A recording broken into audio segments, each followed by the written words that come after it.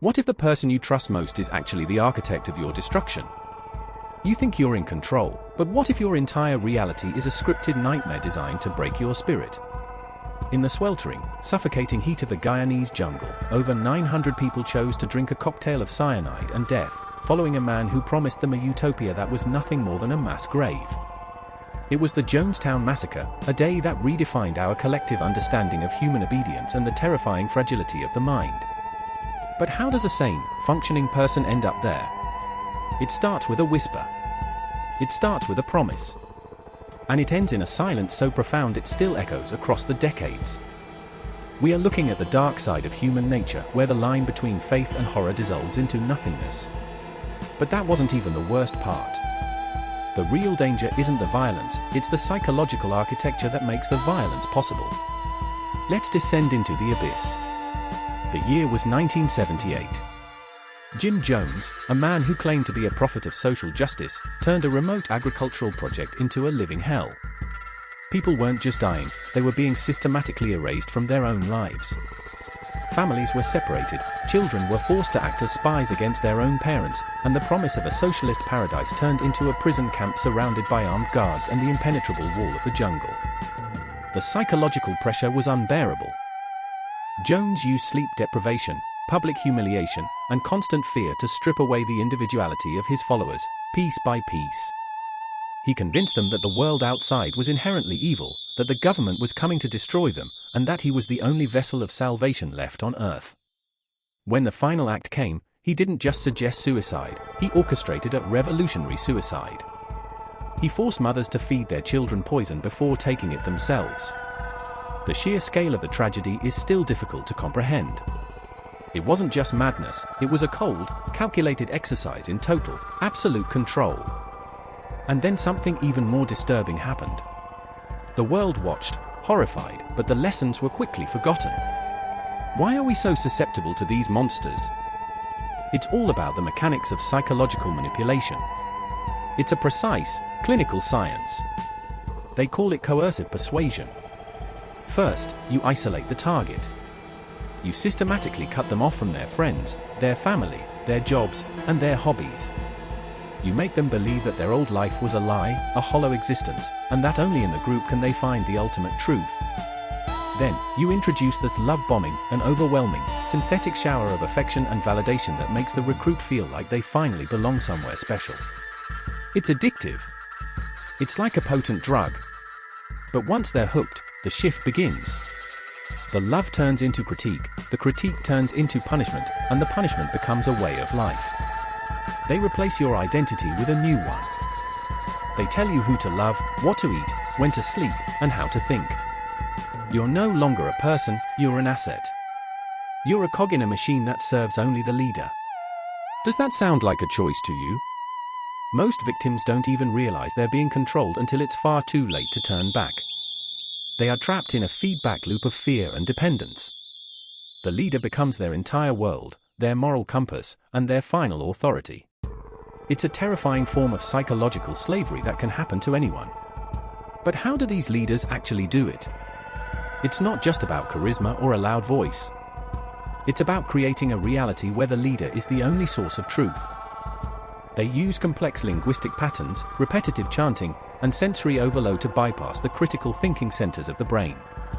They create a us versus them mentality that turns the outside world into an existential threat. They make you feel special, like you're part of a select few who have seen the light. And once you're in, the sunk cost fallacy kicks in. You've given up so much, your money, your time, your family, that you can't admit you were wrong. So you double down. You go further. You do things you never thought you were capable of, all in the name of the cause. It's a slow, agonizing process of moral decay. And the scariest part is that it can happen to anyone. It doesn't matter how smart you are, how educated you are, or how skeptical you are. If someone finds the right pressure point, they can break you. The history of cults is littered with stories of people who thought they were immune only to find themselves at the feet of a tyrant. These leaders are masters of the human condition.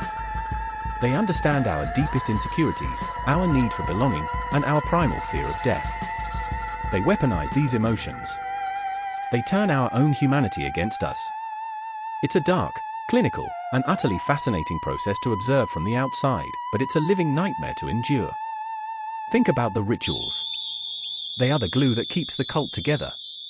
They're designed to break social taboos and create a sense of shared, illicit guilt. When you do something shameful or illegal with a group, you're bonded to them. You're in it together. You can't leave because you're now complicit. Whether it's strange initiations, secret vows, or bizarre sexual practices, these rituals are meant to strip away the last remnants of your previous self. They are designed to make you feel like you are part of an elite, secret society that holds the keys to the universe. But in reality, you're just feeding the ego of a sociopath. These rituals create a sense of otherness that alienates the members from the rest of society, making them even more dependent on the cult for survival. It's a vicious cycle.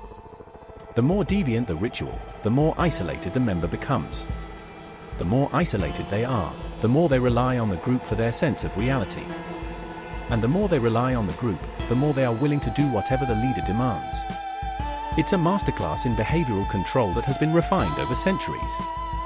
And we haven't even touched on the modern iterations of these groups.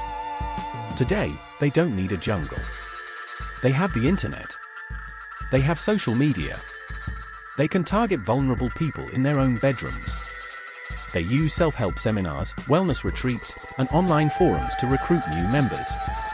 They hide behind the guise of personal growth and professional success. They're everywhere, and they're more dangerous than ever because they're harder to spot. They don't wear robes or live in compounds. They wear suits. They work in offices. They are your neighbors. They are the influencers you follow on Instagram. They are the charismatic coaches you hire to help you find your best self. The tactics have evolved, but the goal remains the same: total control over your life, your mind, and your future. We see it in the rise of extreme political movements, in the resurgence of fringe religious groups, and in the dark corners of the dark web. The methods of manipulation are becoming more sophisticated, more personalized, and more insidious than ever before.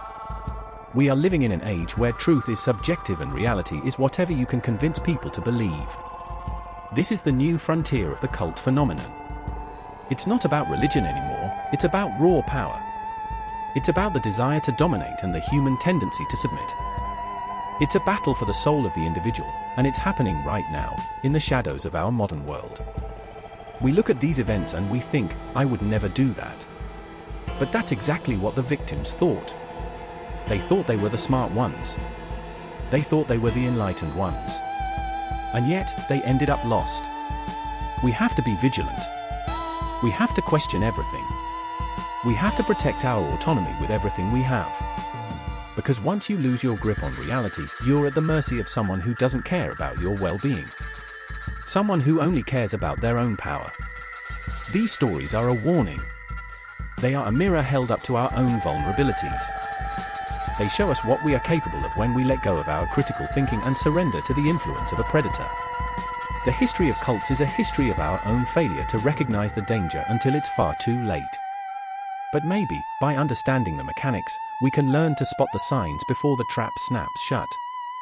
It's not just about history, it's about survival in a world that is increasingly obsessed with finding meaning in all the wrong places. We are constantly searching for something to believe in, and that search makes us vulnerable. It makes us prey. The challenge is to find connection without losing ourselves. To find purpose without sacrificing our identity. To find truth without surrendering to a lie. It's a delicate balance, and it's one that we all must navigate every single day. The stories of Jonestown and the countless other cults that have emerged since are not just relics of the past. They are recurring patterns in the tapestry of human experience. They will continue to emerge as long as there are people who seek control and people who seek to be controlled. The cycle is eternal. It's a dark, heavy, and unsettling truth, but it's one that we cannot afford to ignore. We have to look at the darkness to understand the light. We have to understand the manipulation to appreciate our own freedom. This is the lesson that history is trying to teach us, if only we are willing to listen. The shadows are long, and they are filled with the ghosts of those who were lost to the siren song of the cult. They are the warnings we ignore at our own peril. It's a heavy burden to carry, but it's the price of awareness. We must remain curious, we must remain skeptical, and we must never stop questioning the world around us. Because in a world of illusions, the truth is the most radical thing you can possess. Keep searching, keep questioning, and never, ever lose yourself in the crowd. There are still countless mysteries left to discover, and the best way to uncover them is to keep your own mind sharp, your own eyes open, and your own path firmly under your own feet. You are the only person who can truly protect the sanctity of your own reality. Don't let someone else steal it from you. Keep your guard up, stay informed, and remember that even in the darkest corners of the world, your individuality is the one thing they can never truly take unless you give it away.